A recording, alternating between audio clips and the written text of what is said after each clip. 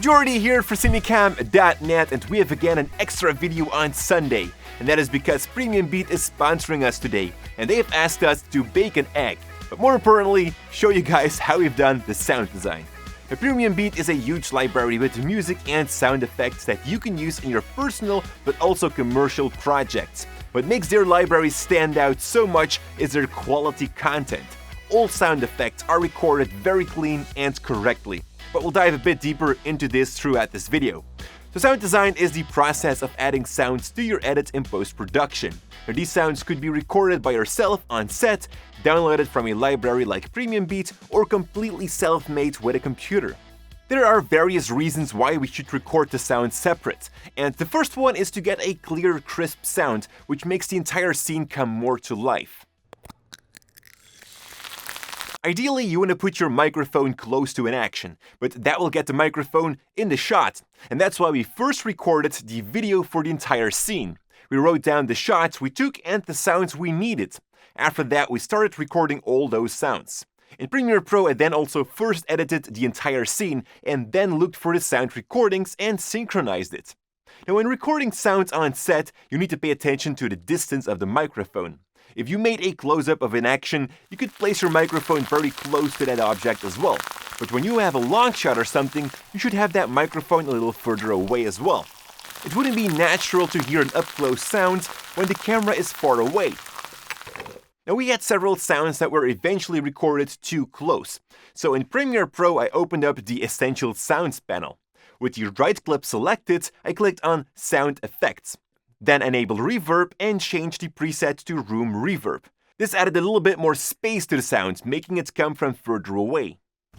Now, while I was editing the video, I noticed that I forgot to record several sounds.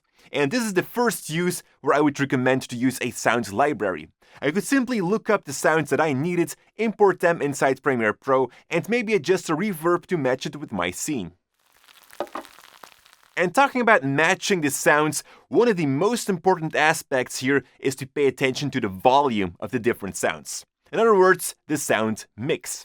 Not all sounds have to be at maximum volume. With the volume, you can lay focus on a certain action.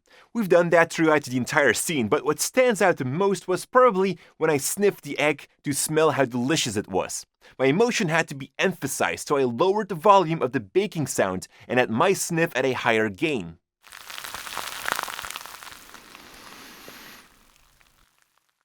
Now, having tons of these sound effects is great, but you'll notice that there are many small gaps in between. And here it's absolutely silent, and you always want to have some sound.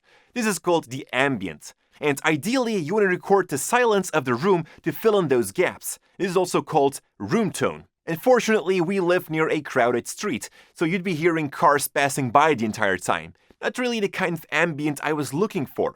So that's why I went again to Premium Beat to find the right ambient sound for my edits.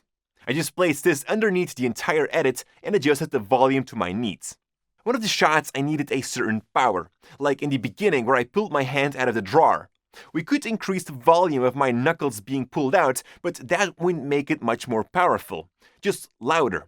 I wanted to add more depth to it. So what I did was recorded some sounds of my clothes rubbing against each other. I used a small piece of that when I pulled my hand out of it. This made it more powerful and added a lot more dynamic than if I would just pulled up that volume. Other issues that we were running into was the splatter of the egg being a bit too sharp. Now, we could dive into the equalizer and mess up the sounds completely, or use this very simple trick, which I actually use very often.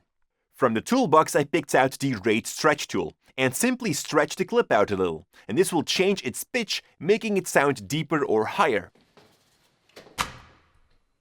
The last tip that I want to share with you guys is that when you have specific sounds like the baking effect, it always starts right away. It kind of creates a clicking sound. And a very simple way to fix that is by adding a gain transition to the beginning and the ending of those clips for only 1 or 2 frames.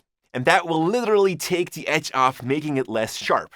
We also got the music from Premium Beat, which was a nice addition to the scene. Definitely make sure to check it all out. You can find links to everything I've talked about in the description below. Now, Premium Beat actually has sound effect packs, which are very interesting when you are working on a specific project. It's always better to purchase a pack as that will save you a ton. Plus, you can use these sound effects unlimited times on commercial projects, so you'll just need to purchase them one time. Thank you, Premium Beat, thank you, audience, and thank you, chickens, for the great acts. But most importantly, stay creative.